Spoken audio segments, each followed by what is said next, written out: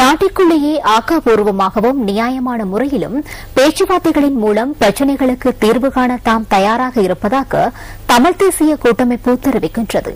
தந்தை செல்வா நினைவு பேருரையில் கலந்து கொண்டு உரையாற்றிய கூட்டமைப்பின் பாராளுமன்ற குழு தலைவர் இரா சம்பந்தன் இந்த கருத்தினை தெரிவித்துள்ளார்.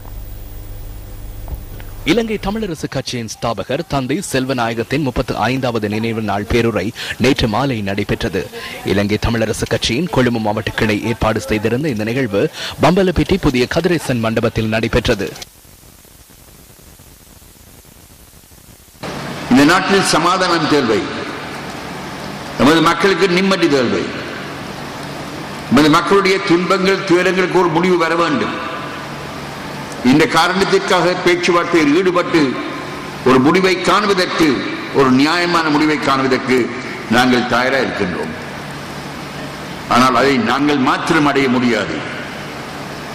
அரசாங்கமும் தன்னுடைய பங்களிப்பை ஆக்கப்பூர்வமாக செய்தால்தான், நீர்மையாக செய்தால்தான் அதை நாங்கள் அடைய முடியும். வடகிழக்கில் வாழ்கின்ற சகல மக்களும், தமிழ் மக்களாக இருக்கலாம், முஸ்லிம் மக்களாக இருக்கலாம், சிங்கள மக்களாக கூட இருக்கலாம், எவருக்கும் அநீதி இழைக்கப்படாமல் எல்லோரும் சம உரிமையுடன் வாழக்கூடிய வகையில் ஒரு தீர்வு ஏற்பட வேண்டும், ஒரு கௌரவமான தீர்வு ஏற்பட வேண்டும் என்பதில் நாங்கள் உறுதியாக இருக்கின்றோம். நாங்கள் ஆக்கப்பூர்வமாக நியாயமாக பேசி பிரச்சனையை தீர்ப்பதற்கு நாட்டுக்குள்ளேயே நாங்கள் தயாராக இருக்கின்றோம். ஆனால் அந்த வழி ஏற்படாவிட்டால் கையாள வேண்டிய அத்தனை வழிகளையும் நாங்கள் கையாள வேண்டித்தான் இருக்கும். பகவான் ஸ்ரீ சத்யசாய் பாபா மகா சமாதி அடைந்ததன் ஓராண்டு பூர்த்தியை முன்னிட்டு ஞாபகார்த்த நிகழ்வொன்று நேற்று நடைபெற்றது. ஸ்ரீ சத்யசாய் பாபா நிலையத்தில் இந்த நினைவு நிகழ்வு நடைபெற்றது.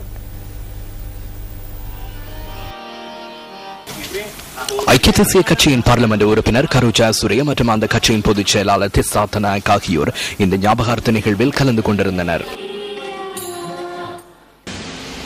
Swami said many things about Sri Lanka. He continually assured Sri Sathya Sai Baba இலங்கை தொடர்பில் பல்வேறு விடயங்களை தெரிவித்துள்ளார். நான் அவரை சந்தித்த அனைத்து சந்தர்ப்பங்களிலும் இலங்கையில் எப்போது சமாதானம் நிலவும் என கேட்பேன். பயங்கரவாதம் நிறைவு பெற்றதன் பின்னர் சமாதானம் கிடைக்கும் என அவர் வாக்குறுதி அளித்தார். அத்துடன் இலங்கை அனைவருக்கும் முன்னுதாரணமான நாடாக திகழும் எனவும் அவர் தெரிவித்தார். சமாதானம், சௌபாக்கியம் மற்றும் அனைத்து மக்களும் சமாதானத்துடன் ஒன்றாக வாழ்வார்கள் என கூறினார். என்றாவது இவை அனைத்தும் இடம்பெறும் வரை நாம் பார்த்துக் கொண்டிருப்போம்.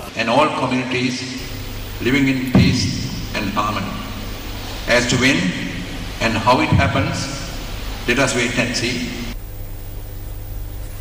நாட்டை அதிசய நிலைக்கு கொண்டு செல்வதாக தெரிவித்து அரசாங்கம் மக்களை ஏமாற்றுவதாக ஐக்கிய தேசிய கட்சியின் பார்லிமெண்ட் உறுப்பினர் புத்திக பத்ரன குற்றம் சாட்டுகின்றார்.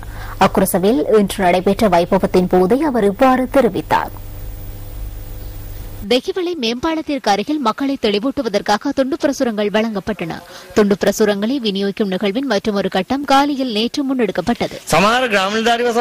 திவிநிகும திட்டத்தின் கீழ் சில கிராம உத்தியோகத்தர் பிரிவுகளில் வெண்டிக்காய் விதைகளை வழங்கினார்கள். அந்த வெண்டிக்காய் விதைகளை நட்ட பின்னர் பஞ்சு மரங்களே வளர்ந்துள்ளன. ஏனெனில் வெண்டிக்காய் மற்றும் பஞ்சின் விதைகள் ஒரே மாதிரியானவை. பஞ்சு விதைகளே பொதி செய்யப்பட்டு வழங்கப்பட்டுள்ளன. இது உண்மை கதையாகும். வெண்டிக்காய் செடிகளுக்கு பதிலாக பஞ்சு மரங்களை நட்டு அரசாங்கம் அபிவிருத்தி இலக்கை நோக்கியும் ஆச்சரியத்தை நோக்கியும். மேற்கிந்திய தீவுகள் மற்றும் இலங்கை மகளிர் அணிகளுக்கு இடையிலான இரண்டாவது ஒருநாள் கிரிக்கெட் போட்டி மழை மற்றும் சீரற்ற காலநிலை காரணமாக தடைபட்டுள்ளது. இந்த ஒருநாள் கிரிக்கெட் தொடர் 3 போட்டிகளை கொண்டதாகும். பார்படோஸ் கெங்சிங்டனில் நடைபெற்ற முதல் போட்டியில் மேற்கிந்திய தீவுகள் மகளிர் அணி 88 ஓட்டங்களால் வெற்றி பெற்றது. இதற்கமைய தொடரில் 1-0 என்ற ஆட்டக்கணக்கில் மேற்கிந்திய தீவுகள் மகளிர் அணி முன்னிலை வகிக்கின்றது. தொடரின் 3வது இறுதியுமான ஒருநாள் கிரிக்கெட் போட்டி எதிர்வரும் ஞாயிற்றுக்கிழமை நடைபெற உள்ளது. 16வது ஆசிய சிரேஷ்ட ஸ்குவாஷ் போட்டிகளை சிறப்பாக எதிர்கொள்ள இலங்கை அணி தயாராக உள்ளதென ஆடவர் அணித் தலைவரான நவீன் சமரசிங்க நம்பிக்கை வெளியிடுகின்றார்.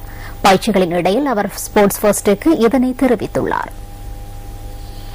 16வது ஆசிய சிரேஷ்ட ஸ்குவாஷ் போட்டிகள் எதிர்வரும் மே மாதம் 1ஆம் தேதியிலிருந்து 5ஆம் தேதி வரை குவைத்தில் நடைபெற உள்ளன. அதற்கு தயாராகி வரும் இலங்கை ஆடவர் மற்றும் மகளிர் அணிகள் ஜிம்கானா ஸ்குவாஷ் அரங்கில் பயிற்சிகளில் ஈடுபட்டுள்ளன.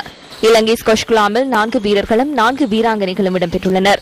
நவீன் சமரசிங்க தலைமையிலான ஆடவர் ஸ்குவாஷ் அணியில் கிஹான் சுவாரிஸ், சமன் திலகரட்ன, டில்ஷான் குணவர்த்தன ஆகியோர் இடம் பிடித்துள்ளனர்.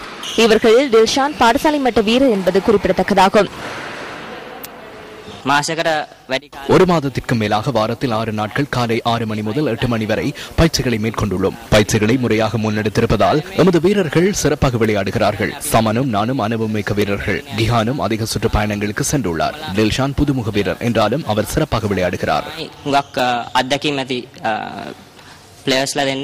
இலங்கை மகளிர் ஸ்குவாஷ் அணியின் தலைவியாக ஷாரியா குருகே செயற்படுகின்றார். மிகிலியா மெட்சர்னி, நதுனி குணவர்த்தன மற்றும் தமிந்தி உடங்காவா ஆகியோர் அணியில் இடம்பெற்றுள்ள ஏனைய வீராங்கனைகள். மிகிலியாவும் நதுனியும் பாடசாலை மட்ட வீராங்கனைகள் ஆவர். இம்முறை இந்தியாவுடன் தான் எமக்கு பாரிய சவால் உள்ளது. சர்வதேச நிரட்படுத்தலில் முதலிடத்தில் உள்ள நிக்கோல் டேவிட் மலேசியா சார்பாக பங்கேற்கின்றார். ஆகவே இந்தியாவும் மலேசியாவும் தான் எமக்கு மிகவும் சவாலான அணிகளாக உள்ளன.